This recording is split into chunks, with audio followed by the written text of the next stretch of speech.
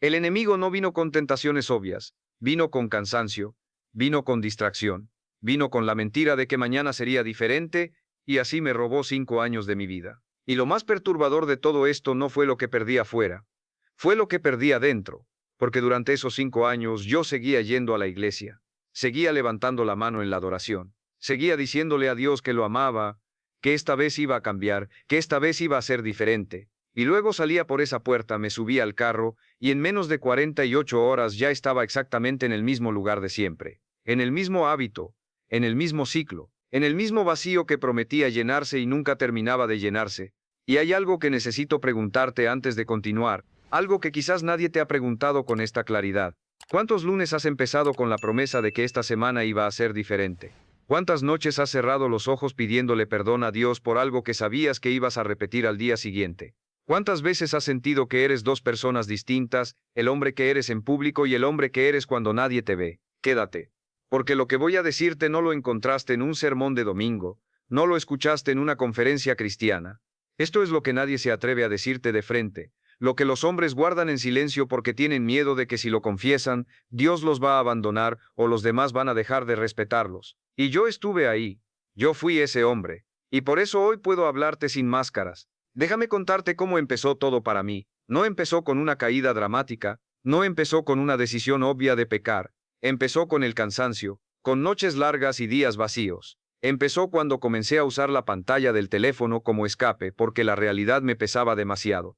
Empezó cuando dejé de leer la Biblia porque no tenía tiempo, pero sí tenía 2 horas para ver contenido que no me edificaba en nada. Empezó cuando fui espaciando la oración porque ya no sentía nada cuando oraba, y si no sentía nada, ¿para qué seguir haciéndolo? Eso fue lo primero que el enemigo me quitó, no me quitó la fe de golpe. Me fue quitando los hábitos que sostenían la fe, uno por uno, despacio, sin que yo me diera cuenta. Y cuando quise reaccionar, ya habían pasado 5 años y yo era un hombre que conocía toda la doctrina pero no tenía ninguna victoria real en su vida. Y ahí está la primera verdad que necesitas escuchar hoy. El enemigo no necesita destruirte de golpe, solo necesita distraerte lo suficiente para que vayas perdiendo terreno sin darte cuenta. Porque mientras tú estás ocupado sobreviviendo, él está ocupado robando. Robando tu identidad, robando tu autoridad, robando tu capacidad de ser el hombre que Dios diseñó, y lo hace despacio, con paciencia, porque sabe que un hombre que no está alerta no necesita ser atacado con fuerza. Basta con mantenerlo ocupado, cansado, distraído. Y yo sé que hay algo dentro de ti que está resonando con esto, porque si estás viendo este video no es por casualidad. No llegaste aquí por accidente, llegaste aquí porque hay algo dentro de ti que está harto. Algo dentro de ti que ya no puede seguir fingiendo que todo está bien. Algo dentro de ti que ya no puede seguir fingiendo que todo está bien. Algo dentro de ti que sabe, aunque no lo haya dicho en voz alta, que el hombre que eres hoy no es el hombre que fuiste llamado a ser. Y eso no es condenación. Eso es convicción. Y hay una diferencia enorme entre las dos. La condenación te dice que eres un fracaso y que no tiene sentido seguir intentándolo. La convicción te dice que todavía no has llegado, pero que Dios no ha terminado contigo. Y si hoy estás sintiendo peso, si hoy estás sintiendo vergüenza, si hoy estás sintiendo ese nudo en el pecho que no sabes cómo nombrar, escúchame bien. Ese peso es la prueba de que Dios todavía está tratando contigo. Porque si ya hubiera terminado no sentirías absolutamente nada. Pero antes de llegar a la solución, necesito que entiendas el problema en toda su profundidad. Y el problema no es que no ores. Muchos hombres oran. El problema no es que no creas. Muchos hombres creen. El problema real, el que nadie quiere nombrar, es que hay hombres que oran, que creen, que van a la iglesia, que cantan en la adoración, y aún así siguen siendo esclavos de impulsos que no controlan, de pensamientos que no dominan, de hábitos que saben que los destruyen pero que no pueden soltar, y eso tiene un nombre. No es mala fe, no es falta de amor hacia Dios, se llama doble ánimo. Y la Biblia habla de esto con una claridad brutal. El hombre de doble ánimo es inestable en todos sus caminos, no en algunos, en todos. Porque cuando estás dividido por dentro, todo lo que construyes afuera tiene grietas. Tu matrimonio tiene grietas. Tu liderazgo tiene grietas. Tu fe tiene grietas. Y tarde o temprano algo bajo esa presión. Yo lo viví. Estuve construyendo sobre una base que tenía grietas que yo mismo había ignorado. Y por fuera todo parecía estar bien. La gente me veía y decía que era un hombre de Dios. Y yo sonreía y asentía porque parte de mí quería creerlo, pero por dentro yo sabía la verdad. Por dentro yo sabía que seguía luchando con lo mismo de siempre y que nadie lo sabía. y que ese secreto me estaba consumiendo lentamente desde adentro hacia afuera, porque el pecado secreto no solo daña el alma, daña la identidad. Cuando un hombre vive en contradicción, cuando predica una cosa y vive otra, cuando le promete a Dios una cosa y hace otra, algo en su interior comienza a desmoronarse, comienza a perder la certeza de quién es, comienza a dudar de si Dios realmente lo ama, de si su llamado es real, de si vale la pena seguir intentándolo. Y esa duda es exactamente el lugar donde el enemigo instala su sede de operaciones. Y aquí viene algo que sé que no esperabas escuchar. El problema más profundo no es el hábito que no puedes soltar. El problema más profundo es que has aprendido a vivir con él. Has aprendido a gestionar la culpa. Has aprendido a compartimentar tu vida de tal manera que el pecado de la noche no interfiera con la adoración de la mañana. Y eso es lo más peligroso. Porque cuando aprendes a vivir con lo que te destruye, dejas de pedir que te libere. ¿Me sigues? Porque esto es crítico. Hay hombres que ya ni siquiera le piden a Dios que los libre de ciertos hábitos, ya ni siquiera luchan, solo gestionan, solo sobreviven. Y han llamado a eso madurez espiritual, cuando en realidad es rendición. No rendición a Dios, rendición al pecado. Y ahora mismo, mientras escuchas esto, hay algo en ti que sabe de qué estoy hablando.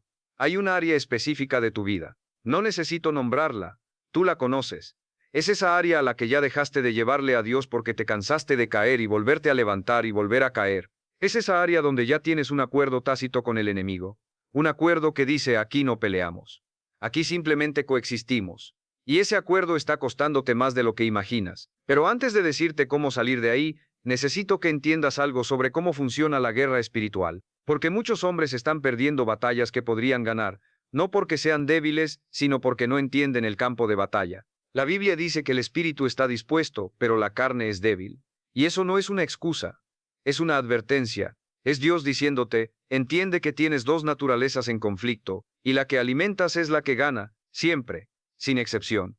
No hay ninguna fórmula mágica que cambie esa ecuación, la naturaleza que alimentas es la que domina, y si tú estás alimentando la carne con lo que ves, con lo que escuchas, con las puertas que abres y las relaciones que mantienes, no hay cantidad de oración que compense ese desequilibrio, porque orar sin obedecer es solo palabras. Y Dios no responde a palabras, Dios responde a corazones rendidos. Y un corazón rendido no es un corazón perfecto, es un corazón que dice, Señor, estoy dispuesto a hacer lo que me cuesta, estoy dispuesto a cortar lo que me gusta, estoy dispuesto a obedecer aunque no entienda, estoy dispuesto a caminar aunque no sienta. Y aquí está la primera solución parcial que necesitas entender, porque aún no llegamos al punto más profundo, pero esto ya es transformador si lo aplicas. La batalla no empieza en la noche cuando la tentación aparece.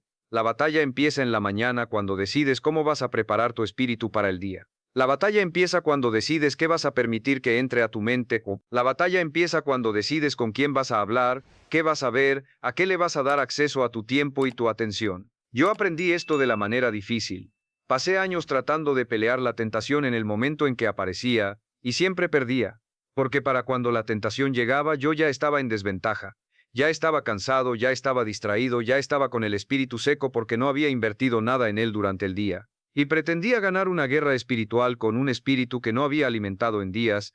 Es como pretender ganar una maratón sin haber entrenado. Puedes quererlo con todo tu corazón, puedes tener la mejor intención del mundo, pero el cuerpo no responde al deseo, responde al entrenamiento, y el espíritu funciona exactamente igual, responde a lo que le has dado, responde a las horas que le has invertido, responde al tiempo en la palabra, al tiempo en oración, al tiempo en comunidad genuina con otros hombres que caminan en la misma dirección, y ahí está una de las trampas más grandes que el enemigo usa contra los hombres. El orgullo espiritual que dice, yo puedo solo. No necesito rendir cuentas a nadie. Mi relación con Dios es personal y privada, y eso es verdad en parte. La relación con Dios es personal, pero la batalla espiritual no está diseñada para pelearse en solitario. La Biblia dice que el hierro se afila con el hierro. Dice que donde dos o tres se reúnen en el nombre de Cristo, ahí está Él. Dice que confesemos nuestras faltas unos a otros y oremos los unos por los otros para ser sanados. Y nota que dice para ser sanados. No para sentirnos mejor temporalmente, para ser sanados. Y la sanidad muchas veces requiere exposición.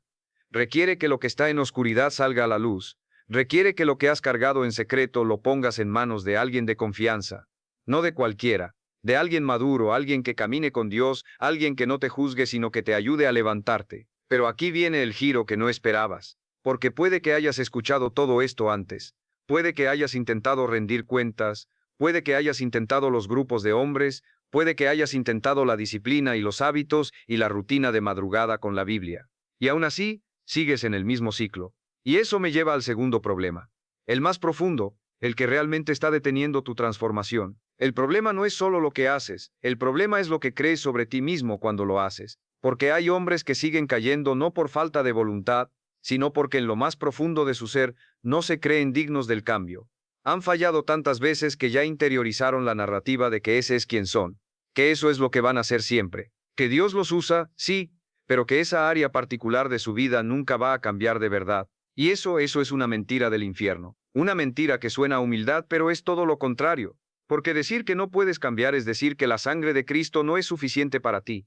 Es decir que la resurrección funciona para todos menos para tu caso específico. Es decir que el poder que levantó a Cristo de los muertos no alcanza para tu hábito, para tu pensamiento, para tu pasado. Y yo sé que eso suena fuerte, pero a veces la verdad tiene que sonar fuerte para penetrar las capas de excusas que hemos construido a lo largo de los años. Porque hay una diferencia enorme entre tropezar en el camino y haber decidido inconscientemente que el camino no es para ti. Y ahora necesito preguntarte algo directamente. ¿Cuándo fue la última vez que te acercaste a Dios sin un sentimiento de culpa que te hiciera sentir que tenías que ganarte su presencia? ¿Cuándo fue la última vez que oraste desde la certeza de que eres amado, no desde el miedo de que te va a rechazar? ¿Cuándo fue la última vez que te levantaste de una caída sin cargarte de vergüenza durante semanas? Porque la vergüenza excesiva no es humildad, la vergüenza excesiva es una trampa. Te paraliza, te aleja de Dios exactamente cuando más lo necesitas. Te hace sentir que primero tienes que repararte solo antes de poder volver a la presencia de Él. Y eso es al revés, completamente al revés. Vas a la presencia de Dios para ser reparado. No llegas reparado para poder estar en su presencia. El hijo pródigo no se limpió antes de volver a la casa del padre. Volvió sucio, quebrado, con olor a chiquero, y el padre corrió hacia él. El padre no esperó que se arreglara. El padre no esperó que se arreglara. El padre corrió. Y eso es lo que Dios hace contigo cuando tú decides dar un paso hacia Él, por pequeño que sea. Él no espera que llegues perfecto. Él corre hacia el corazón que decide rendirse. Y ahora viene lo que más necesitas escuchar hoy, la solución definitiva. No una fórmula de 3 pasos, no un método de disciplina, una postura. Una decisión que se toma una vez y se renueva cada mañana. La postura del hombre rendido. Un hombre rendido no es un hombre sin carácter. No es un hombre que no tiene opinión propia. Un hombre rendido es un hombre que ha entendido que su fuerza más grande no viene de sus propias capacidades, sino de su conexión con Dios.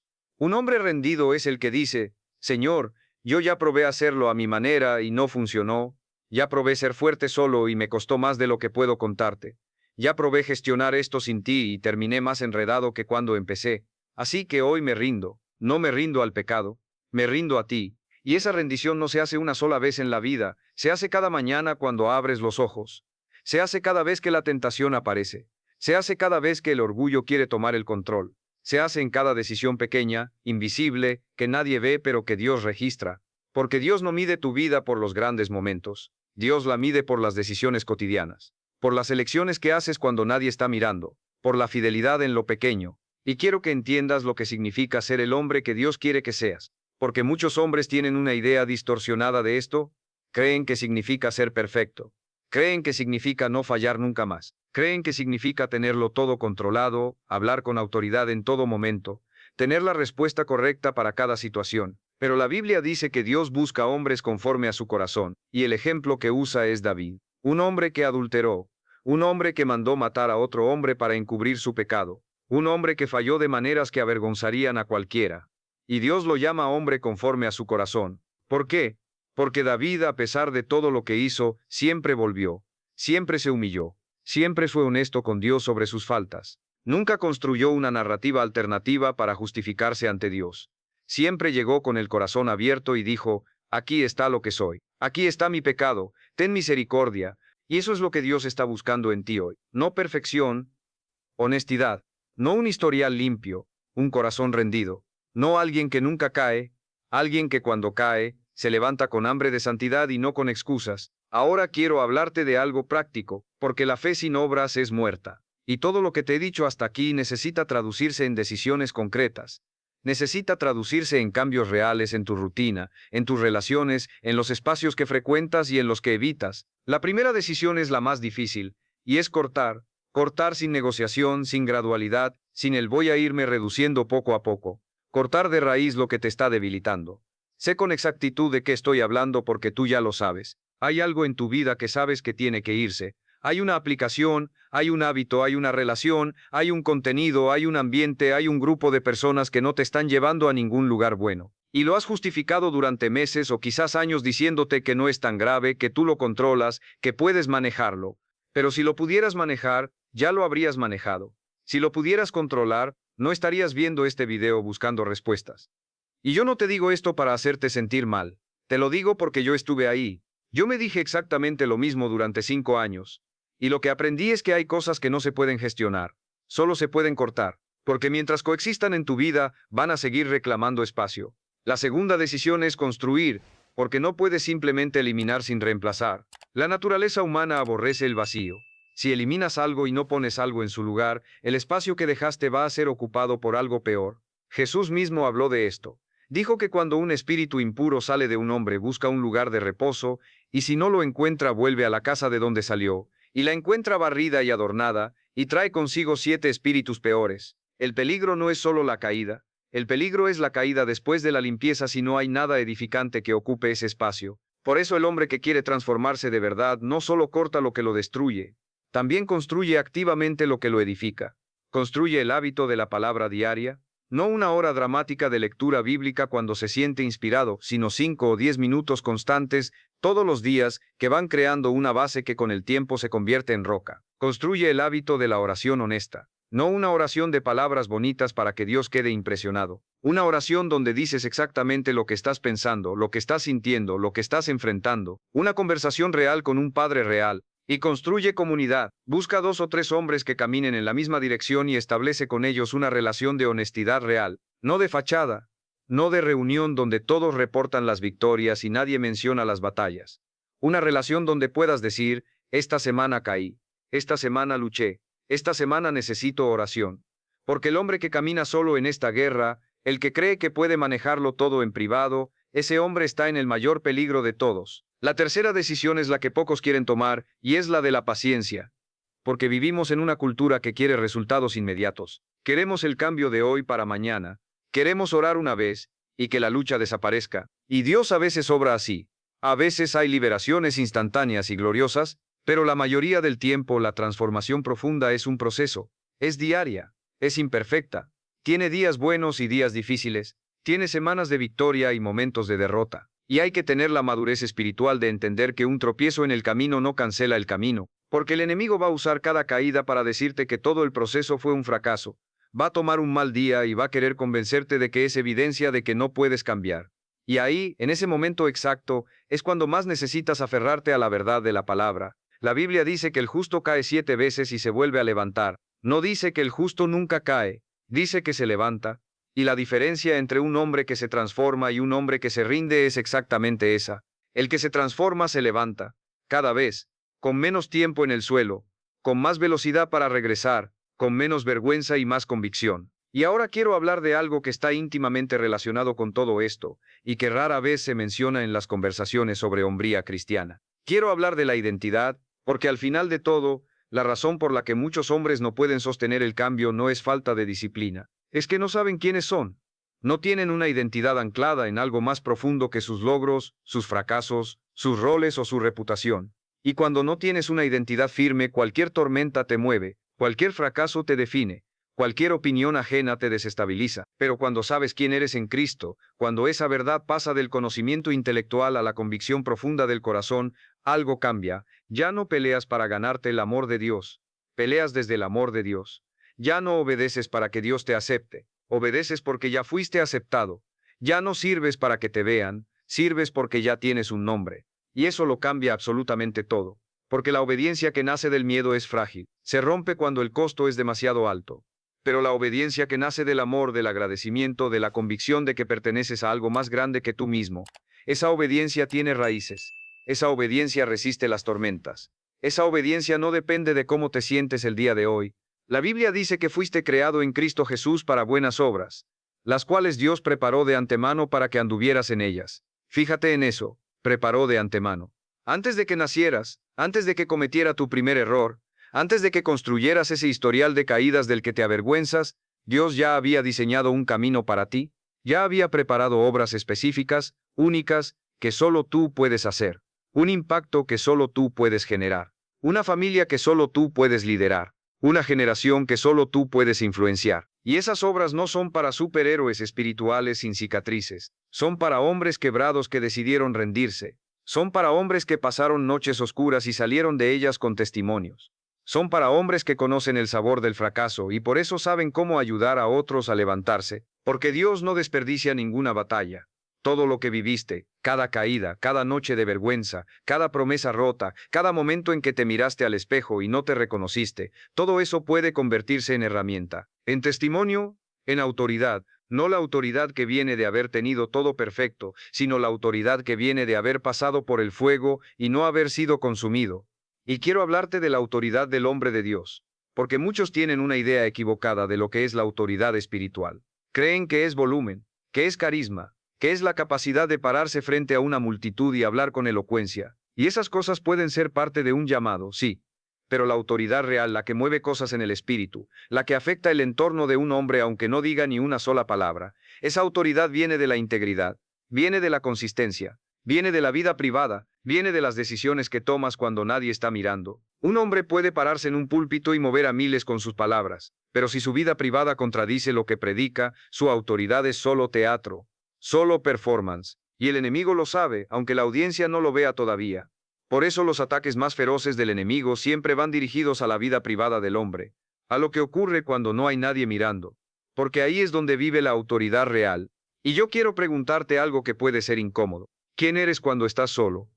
¿Quién eres a las 11 de la noche cuando el cansancio llega y la guardia baja? ¿Quién eres en la pantalla que nadie más ve? ¿Quién eres en los pensamientos que no le confías a nadie? Porque ese hombre, el que aparece cuando nadie está mirando, ese es el hombre real. Y si ese hombre está en guerra con el hombre que aparece en público, entonces hay una fractura que necesita ser sanada antes de que todo lo que construyes afuera se derrumbe. Y no te estoy diciendo esto para paralizarte de vergüenza. Te lo estoy diciendo para darte la oportunidad de hacer algo al respecto hoy. Porque la brecha entre quién eres en privado y quién eres en público puede cerrarse. No de la noche a la mañana, no sin dolor, pero puede cerrarse. Y cuando esa brecha se cierra, algo extraordinario ocurre. Hay una paz que llega, una paz que el mundo no puede dar, una paz que no depende de que las circunstancias externas estén perfectas, una paz que viene de saber que el hombre que eres cuando nadie te ve es el mismo hombre que eres cuando todos te están mirando. Esa integridad es el fundamento de todo lo demás. Sin ella el matrimonio tiene grietas, sin ella la paternidad es solo actuación, sin ella el liderazgo es manipulación disfrazada de servicio, pero con ella, con esa integridad construida en silencio, decisión a decisión, día a día, con ella todo lo demás puede ser real, y quiero hablar un momento sobre lo que esto significa para los que te rodean, porque la transformación de un hombre no afecta solo a ese hombre, afecta a todo su entorno, afecta a su esposa o su futura esposa, afecta a sus hijos o sus futuros hijos, afecta a las personas que liderará, afecta a las generaciones que vendrán después de él. Hay estudios que muestran que cuando un padre cambia, cuando un hombre en una familia se transforma genuinamente, el efecto se propaga. Los hijos de un padre íntegro tienen más probabilidades de ser hombres y mujeres íntegros. Los nietos de un hombre que rompió ciclos crecen en un entorno diferente. Una decisión que tú tomas hoy puede cambiar el destino de personas que todavía no han nacido. ¿Entiendes el peso de lo que estoy diciéndote? No estás luchando solo por ti, estás luchando por todo lo que viene después de ti, y esa perspectiva lo cambia todo. Cuando solo luchas por ti mismo, es fácil rendirse cuando el costo se siente demasiado alto. Pero cuando entiendes que estás rompiendo cadenas generacionales, cuando entiendes que tu obediencia hoy puede liberar a tu hijo de luchas que tú tuviste que cargar, cuando entiendes que eres eslabón en una cadena de propósito que trasciende tu propia vida, la pelea cobra un sentido diferente. Ya no peleas solo, peleas con la convicción de que lo que haces importa más allá de lo que puedes ver. Y ahora quiero cerrar este mensaje con algo que espero que se quede contigo mucho tiempo después de que hayas terminado de verlo. Algo que no es una técnica ni un método, sino una verdad que cuando la recibes en el lugar correcto del corazón, lo cambia todo. Dios no te está llamando a intentarlo, te está llamando a decidirlo. Hay una diferencia enorme entre intentar y decidir. Intentar deja la puerta abierta a la derrota. Intentar dice voy a ver qué pasa. Intentar es condicional, pero decidir es diferente. Decidir cierra la puerta a la alternativa. Decidir dice independientemente de lo que sienta, independientemente del costo, independientemente de cuántas veces haya fallado antes, hoy elijo diferente. Y esa decisión no tiene que ser perfecta. No tiene que venir acompañada de una experiencia sobrenatural. No tienes que sentir fuegos artificiales en el pecho para que sea válida. Solo tienes que ser honesto. Solo tienes que decir, Señor, aquí estoy. No tengo todo resuelto. No me siento fuerte. No sé si voy a poder sostenerlo. Pero hoy decido, hoy doy un paso. Y confío en que tú harás con ese paso lo que yo no puedo hacer solo. Porque la Escritura dice con una claridad que no deja espacio para la duda, el que comenzó en ti la buena obra la perfeccionará. No dijo que tú la perfeccionarás. Dijo que Él lo hará. Tu trabajo es comenzar. Tu trabajo es dar el paso. Tu trabajo es rendirte. Y el resto es responsabilidad de un Dios que nunca ha fallado a nadie que genuinamente se ha rendido a Él. Y antes de terminar, necesito decirte algo sobre el miedo, porque sé que hay miedo. Miedo de fallar otra vez. Miedo de decepcionar a Dios de nuevo. Miedo de empezar y no poder sostenerlo. Miedo de que esta vez tampoco sea suficiente. Y ese miedo es real. No voy a minimizarlo. Pero hay una verdad más grande que ese miedo. El amor perfecto echa fuera el temor. No el amor que tú le tienes a Dios, que es imperfecto e inconsistente. El amor que Él te tiene a ti, que es perfecto, constante y no depende de tu historial. Un amor que te conoce en tu peor momento y elige quedarse. Un amor que vio todas tus caídas antes de que ocurrieran y decidió enviarte a su Hijo de todas maneras. Un amor que no te usa cuando estás bien y te abandona cuando fallas, sino que es más fuerte precisamente en tus momentos de mayor debilidad. Y ese amor es el que hace posible todo lo demás. No tu disciplina, no tu fuerza de voluntad, no tu determinación. El amor de Dios que cuando lo recibes de verdad, en lo profundo, transforma la motivación de todo lo que haces. Ya no corres por miedo de ser rechazado. Corres porque fuiste amado. Ya no obedeces para ganarte un lugar. Obedeces porque ya tienes un nombre. Ya no sirves para ser visto, sirves porque ya eres conocido. Y ese hombre, el que camina desde ese lugar de amor y de identidad, ese hombre es peligroso para el reino de las tinieblas. Ese hombre es el que el enemigo ha estado tratando de detener con el cansancio y la distracción y la culpa y la vergüenza. Porque sabe lo que ese hombre puede hacer cuando entiende quién es y a quién pertenece. Así que hoy, en este momento, con todo lo que escuchaste, quiero que tomes una decisión. No mañana, hoy, no cuando todo esté en orden. Hoy, no cuando te sientas listo. Hoy, porque la espera perfecta no existe. El momento perfecto no va a llegar. Y cada día que pasas esperando el momento perfecto es un día que el enemigo usa para afianzarse más en las áreas de tu vida donde aún tiene acceso. Y esa decisión puede ser tan simple como una oración honesta ahora mismo. Puede ser tan simple como enviarle un mensaje a alguien de confianza y decirle, necesito que ores por mí, estoy en una lucha. Puede ser tan simple como borrar esa aplicación, cerrar esa pestaña, bloquear ese contacto, decir no a esa invitación. Puede ser tan simple como arrodillarte ahora mismo y decirle a Dios exactamente lo que estás cargando, sin ensayar las palabras, sin tratar de sonar espiritual, solo siendo honesto. Porque lo que Dios más honra no es la elocuencia, es la honestidad. Lo que Dios más responde no es la oración perfecta, es el corazón genuino. Y si hoy tu corazón genuino está cansado, si hoy tu corazón genuino está lleno de dudas, si hoy tu corazón genuino está en algún lugar entre la esperanza y la desesperación, eso es suficiente para empezar. Eso es suficiente para que Dios trabaje. Recuerda esto. El mundo no necesita más hombres ruidosos. Necesita hombres íntegros. No necesita más hombres que saben hablar de Dios. Necesita hombres que reflejan a Dios. No necesita más hombres que ocupan espacio. Necesita hombres que transforman el espacio que ocupan espacio. Necesita hombres que transforman el espacio que ocupan, y tú puedes ser ese hombre. No porque seas especial en el sentido en que el mundo usa esa palabra, sino porque fuiste diseñado con un propósito específico, colocado en un tiempo específico, en una familia específica, en un entorno específico, con dones específicos, con experiencias específicas, incluyendo las dolorosas, que te equipan para hacer algo que nadie más en el mundo puede hacer exactamente igual que tú, y ese propósito no va a activarse solo. Requiere que tú te levantes. Requiere que tú decidas, requiere que tú pongas el pie fuera de la comodidad del ciclo conocido, aunque el ciclo te destruya, porque al menos es familiar. Requiere que des el paso aunque tengas miedo, aunque no entiendas todo, aunque no puedas ver el final del camino desde donde estás parado. La fe no es caminar cuando puedes ver todo claramente. La fe es caminar cuando solo tienes luz para el siguiente paso, y Dios no te pide que veas el camino completo, solo te pide que des el siguiente paso. Un paso, hoy, y luego otro mañana, y otro el día siguiente, Y con cada paso, con cada decisión fiel, con cada mañana que eliges honrar a Dios aunque no tengas ganas, vas construyendo algo que con el tiempo se vuelve inamovible. Eso es ser el hombre que Dios quiere que seas. No es un destino al que llegas un día y ya está. Es una postura diaria, es un despertar cada mañana y elegir. Aunque cueste, aunque duela, aunque nadie lo vea, caminar en la dirección que Dios señaló.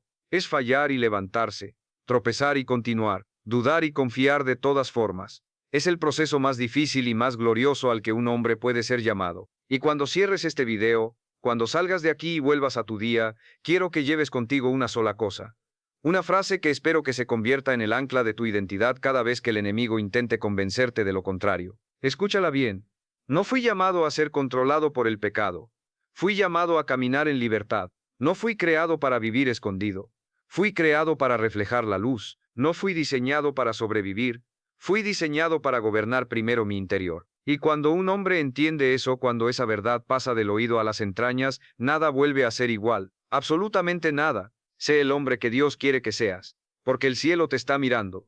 Y lo que ves ahí arriba que espera de ti es infinitamente más grande que cualquier cosa que aquí abajo estés tratando de sostener. Y eso lo cambia todo. Pero antes de cerrar del todo, necesito regresar a algo que dije al principio, porque ahora que lo has escuchado todo tiene un peso diferente. Te dije que el enemigo no vino con tentaciones obvias, que vino con cansancio, con distracción, con la mentira del mañana. Y quiero que te quedes con esa imagen porque describe con precisión lo que muchos hombres están viviendo ahora mismo sin darse cuenta. El cansancio no es solo físico. Hay hombres que duermen bien y están agotados. Agotados de actuar. Agotados de sostener una versión de sí mismos que no les corresponde. Agotados de cargar en silencio lo que nunca debieron cargar solos. Agotados de ir a la iglesia con una sonrisa y regresar a casa con el mismo peso de siempre. Y ese cansancio espiritual y emocional, es uno de los estados más peligrosos en los que puede estar un hombre. Porque en ese estado la guardia baja. En ese estado cualquier cosa que prometa alivio parece razonable. En ese estado se toman decisiones que en otro momento nunca se tomarían. Y el enemigo lo sabe. Por eso usa el agotamiento como puerta. Por eso las caídas más grandes de los hombres más fuertes muchas veces ocurren después de las victorias más grandes. Porque fue después de derrotar a los profetas de Baal que Elías se tiró bajo un árbol y le pidió a Dios que lo dejara morir. Fue en un momento de reposo y aburrimiento que David vio a Betsabé desde su terraza. El peligro no está solo en los momentos de lucha evidente. El peligro también está en los momentos de guardia baja. Por eso la vigilancia no es paranoia, es sabiduría. Estar alerta no significa vivir con miedo, significa conocer tu terreno. Significa saber en qué momentos eres más vulnerable y tener un plan para esos momentos. Significa no esperar a estar en el borde del precipicio para empezar a pensar en cómo no caer. Significa construir la cerca antes de que el animal se escape, no después. Y esto me lleva a algo de lo que no se habla suficiente en los círculos de hombres cristianos. Las emociones. Porque hay una idea muy extendida de que los hombres fuertes no sienten, o que si sienten, no lo muestran, que la dureza emocional es una virtud, que pedir ayuda es debilidad, que llorar es vergonzoso, y esa idea ha destruido matrimonios, ha arruinado familias, ha llevado a hombres al borde de la desesperación porque nunca aprendieron a procesar lo que sentían de una manera sana. Jesús lloró. El hombre más poderoso que pisó esta tierra lloró en público sobre la tumba de su amigo. El hombre que calmó tormentas y resucitó muertos, se dejó ver en su dolor sin ninguna disculpa. Y si el Hijo de Dios no tuvo problema en expresar lo que sentía, ¿de dónde sacamos nosotros la idea de que sentir es sinónimo de debilidad? La verdad es que los hombres que no procesan sus emociones no las eliminan, solo las entierran. Y lo que se entierra sin sanar no desaparece. Fermenta, se convierte en enojo crónico, en distancia emocional, en adicción que sirve como válvula de escape, en explosiones desproporcionadas frente a cosas pequeñas porque la presión acumulada no tenía otro lugar a donde ir. El hombre que no aprende a procesar su dolor de manera sana eventualmente lo pagará él o lo pagarán los que más ama. Y no te digo esto para que te sientes a analizar cada emoción durante horas, te lo digo para que entiendas que el cuidado del alma, incluida la dimensión emocional, no es un lujo espiritual, es una necesidad práctica, es parte de ser el hombre que Dios quiere que seas. Porque un hombre que no se conoce a sí mismo, que no entiende lo que lo mueve, lo que lo duele, lo que lo activa negativamente, ese hombre es reactivo. Y un hombre reactivo no puede liderar bien ninguna área de su vida. Y aquí está una de las verdades más liberadoras de todo este mensaje. Conocerte a ti mismo no te debilita, te fortalece. Saber que en ciertos estados eres más vulnerable no te hace más propenso a caer. Te da la información que necesitas para reforzar esos puntos. Es inteligencia espiritual. Es el tipo de autoconciencia que permite que un hombre tome decisiones desde un lugar de poder en lugar de reaccionar desde un lugar de impulso. Y esto aplica a todo.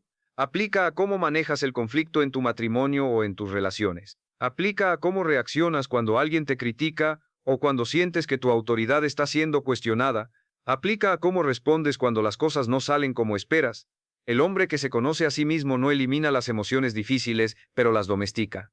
Las pone en su lugar. Las usa como información en lugar de permitir que sean el piloto automático de su vida. Y ese tipo de hombre, el que se conoce, el que se rinde a Dios, el que camina en integridad, el que no tiene miedo de la vulnerabilidad honesta, ese tipo de hombre atrae lo mejor.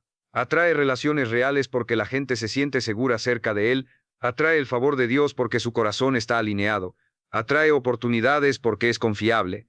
Y cuando ese hombre lidera, la gente lo sigue no porque le tema, sino porque confía en él. Eso es lo que el mundo está esperando de ti. No perfección, autenticidad. No fachada. Presencia real. No hombres que saben hablar de sus valores. Hombres que los viven cuando les cuesta. Y quiero cerrar esta parte con una imagen que espero que se quede grabada en tu mente. Imagina dos hombres. Ambos han fallado. Ambos han caído. Ambos cargan historias que les avergüenzan. La diferencia no está en el historial. La diferencia está en lo que hacen con él. El primer hombre carga su historial como una prisión, lo lleva a todas partes, lo usa para justificar por qué no puede avanzar, por qué no merece más, por qué Dios no puede usarlo de verdad, y ese peso lo mantiene exactamente donde está, porque es imposible correr hacia el futuro cuando estás encadenado al pasado. El segundo hombre también carga su historial, pero lo carga diferente, lo carga como un testigo, lo carga como evidencia de la gracia de Dios. Lo carga como una historia que le da derecho a pararse frente a otro hombre que está en el fondo y decirle: yo también estuve ahí. Y salí. No porque sea mejor, no porque sea más fuerte, sino porque encontré a un Dios que no abandona a los que se rinden a Él. Y ese segundo hombre, el que transformó su historia en testimonio, ese hombre tiene una autoridad que el primer hombre nunca va a tener, porque la autoridad más poderosa no viene de nunca haber caído, viene de haberse levantado. ¿Cuál de esos dos hombres quiere ser? Porque ambas opciones están disponibles, y la diferencia entre los dos no es talento, no es circunstancia, no es lo que Dios quiere para ellos, porque Dios quiere lo mismo para ambos. La diferencia es una sola, la decisión, y quiero decirte algo más sobre el proceso de transformación porque hay una ilusión muy peligrosa que muchos hombres persiguen, la ilusión del punto de llegada, la idea de que habrá un momento en el futuro donde todo estará resuelto, donde ya no habrá lucha, donde la santidad será fácil y la obediencia será natural y el pecado ya no ejercerá ninguna atracción. Y ese momento puede existir en algunas áreas de tu vida. Dios sí libera completamente, pero en otras áreas la lucha es el estado permanente de este lado de la eternidad. Y eso no es una mala noticia. Es la verdad que te libera de la trampa de esperar a estar completamente listo para empezar.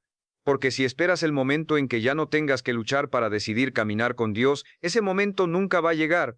La vida cristiana no es la ausencia de lucha. Es la presencia de Dios en medio de la lucha. Es caminar sabiendo que no estás solo. Es pelear con la certeza de que el resultado ya está garantizado por lo que Cristo hizo en la cruz. La victoria ya fue ganada, no la estás ganando tú, ya fue ganada. Tu trabajo no es ganar la guerra, tu trabajo es vivir desde la victoria que ya existe. Tu trabajo es alinearte con lo que ya es verdad en el espíritu y traerlo a manifestación en tu vida cotidiana. Y eso cambia completamente la forma en que peleas, porque no peleas para ganar, peleas desde la victoria. Y hay una diferencia enorme en la postura del guerrero que pelea para ganar y la del guerrero que pelea desde la victoria que ya tiene. Uno pelea con desesperación, el otro pelea con convicción. Uno pelea mirando atrás con miedo de lo que puede venir. El otro pelea mirando adelante con la certeza de a dónde va. Uno pelea solo, el otro pelea acompañado por el mismo espíritu que resucitó a Cristo de los muertos y que habita en él. ¿Puedes sentir la diferencia? Puedes sentir cómo esa perspectiva cambia no solo la pelea, sino todo lo que rodea la pelea. Porque cuando un hombre entiende que ya es vencedor, que su identidad en Cristo no está en disputa, que no hay nada que el enemigo pueda hacer para cambiar lo que Dios ya dijo sobre él, ese hombre deja de correr con miedo y empieza a avanzar con autoridad. Y eso es exactamente lo que el mundo, tu familia, tu comunidad y las generaciones que vienen después de ti están necesitando ver. No un hombre sin cicatrices. Un hombre que a pesar de sus cicatrices, por causa de sus cicatrices, avanza. Un hombre que cuando cae no se queda en el suelo recitando sus fracasos. Un hombre que se levanta, se sacude el polvo, mira hacia adelante y dice: todavía no llegué, pero sé a dónde voy. Y eso es suficiente para seguir. Porque al final de todo, esta es la pregunta que importa, no cuántas veces caíste, sino cuántas veces decidiste levantarte. No qué tan largo fue el camino, sino si lo seguiste caminando. No si llegaste perfecto, sino si llegaste fiel, fiel al proceso, fiel a Dios, fiel a la versión de ti que fue diseñada antes de que nacieras, fiel a los que Dios puso bajo tu cuidado y tu influencia, fiel cuando fue fácil y fiel cuando fue imposible, fiel en público y fiel en privado, fiel en las victorias y fiel en las caídas, fiel hasta el final. Ese es el hombre que Dios quiere que seas.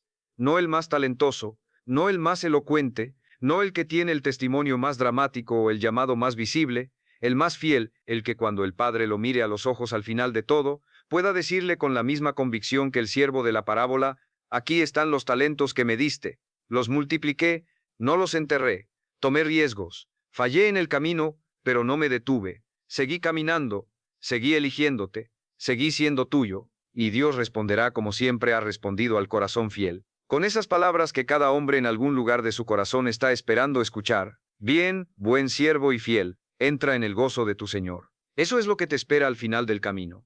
Eso es lo que está disponible para ti. Eso es lo que justifica cada decisión difícil, cada corte doloroso, cada mañana que te levantaste sin ganas pero elegiste de todas formas, cada noche que resististe cuando podías haber cedido, cada momento de humildad que te costó el orgullo pero te ganó algo infinitamente más valioso. Así que sal de aquí diferente, no con una emoción temporal, con una dirección permanente, no con ganas de intentarlo, con la decisión de vivirlo, no con el deseo de ser el hombre que Dios quiere que seas, con el compromiso de que, a partir de hoy, eso es exactamente lo que vas a elegir ser. Un día a la vez, una decisión a la vez, un paso fiel a la vez, porque el cielo te está mirando, y lo que ves ahí arriba que te espera es infinitamente más grande, más real y más permanente que cualquier cosa que aquí abajo estés tratando de sostener a costa de quien fuiste llamado a ser. Sé ese hombre, hoy, ahora, sin esperar más.